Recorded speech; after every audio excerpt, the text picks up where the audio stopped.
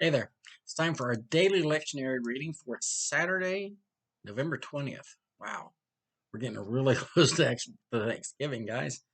Let's see what we have today. We've got Psalm 132, verses 1 to 12. This is our third day in here, so we're going to be reading the Common English Version.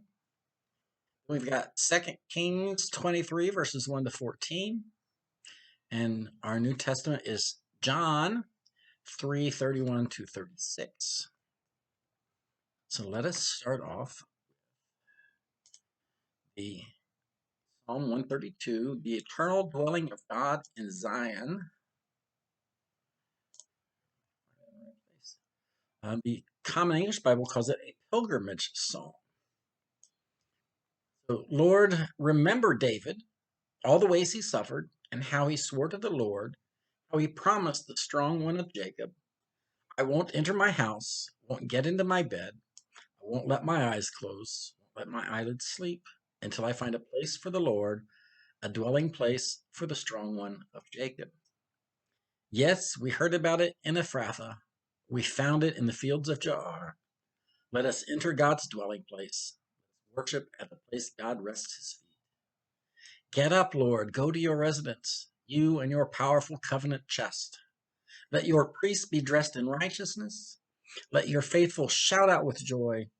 And for the sake of your servant David, do not reject your anointed one. The Lord swore to David a true promise that God won't take back. I will put one of your own children on your throne.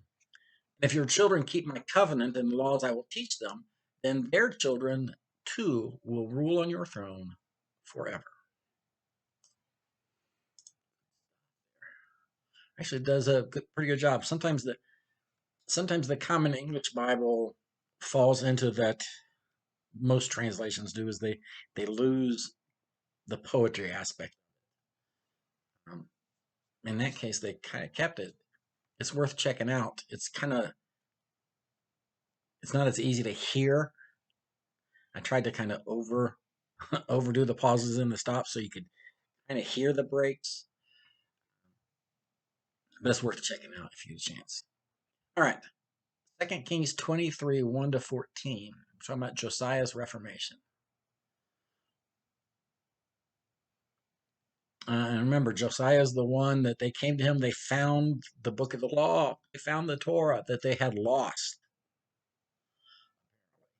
Um, and considering the behavior of the kings, it had probably been a generation or two that it had been lost.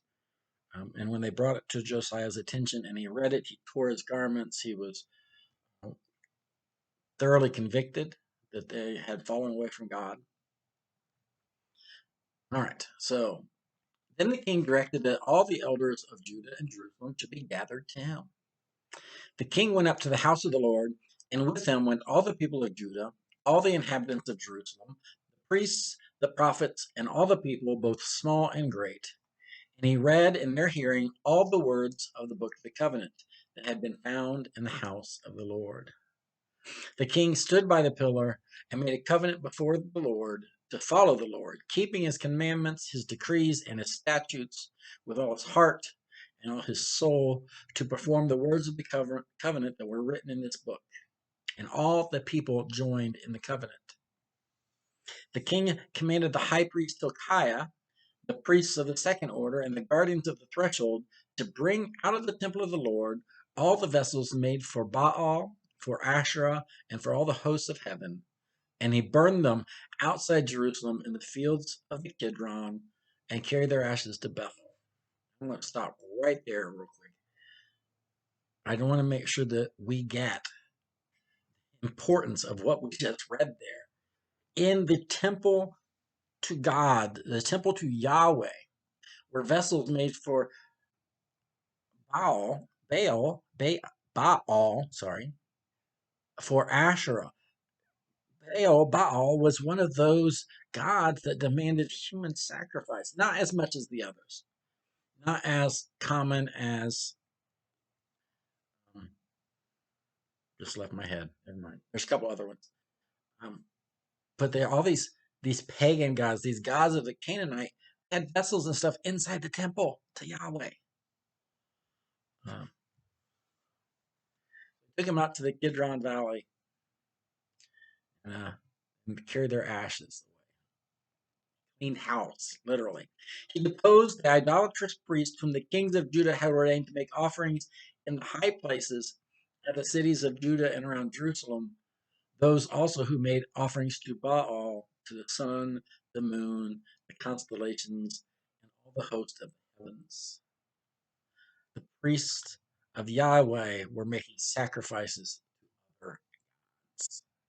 You want to know why there's so much going on, going wrong when we read the Old Testament, even during the time of the kings? It happened during Judges, and we see it during Kings. They can't stay faithful to God, bring in other stuff.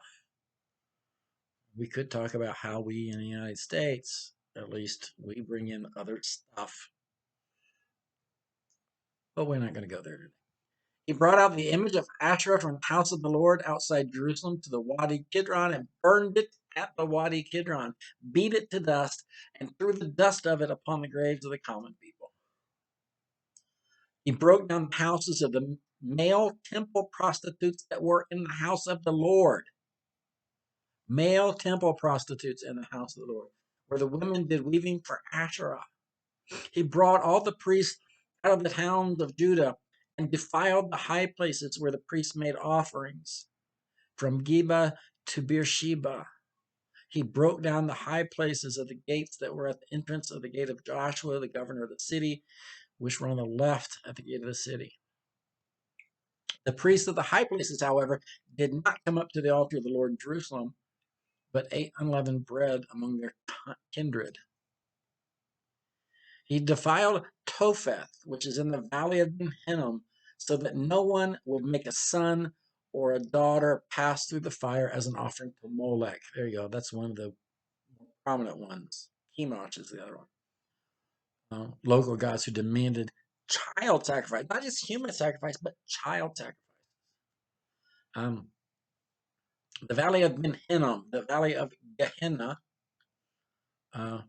same place. Quite often, particularly I think in the New Testament, when they refer to, sometimes it'll get translated as hell, but that's not what they're saying. They're saying the fires of Gehenna, that somebody will be, those evil ones will be sent through the fires of Gehenna. They're talking about this area that had this reputation of a place of human sacrifice where the fires never die. And Josiah defiled it. He basically consecrated so that people would no longer do this, which means they were doing it, guys. That meant the Israelites were sacrificing their children to Molech. If that doesn't make you cringe, I don't know what will. All right, 11. He removed the horses that the kings of Judah had dedicated to the sun at the entrance to the house of the Lord by the chamber of the eunuch Nathan Melech, which was in the precincts, which we don't know exactly what that means. Meaning of Hebrew uncertain, is what the footnote says. Then he burned the chariots of the sun with fire. The altars on the roof of the upper chamber of Ahaz, which the kings of Judah had made, and the altars that Manasseh had made in the two courts of the house of the Lord, he pulled down from there and broke in pieces and threw the rubble into the Wadi Kidron. So there were altars to pagan gods on the upper chamber of Ahaz, which would have been the palace. Ahaz was the king. But Manasseh had put them in the courts of the temple, that two courts of the house of the Lord. The temple had an outer courtyard and an inner courtyard and an inner. So there were altars in the temple.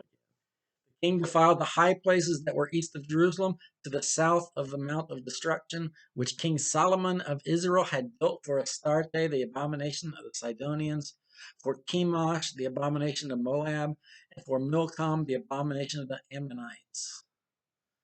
He broke the pillars in pieces, cut down the sacred poles, and covered the sides with human bones.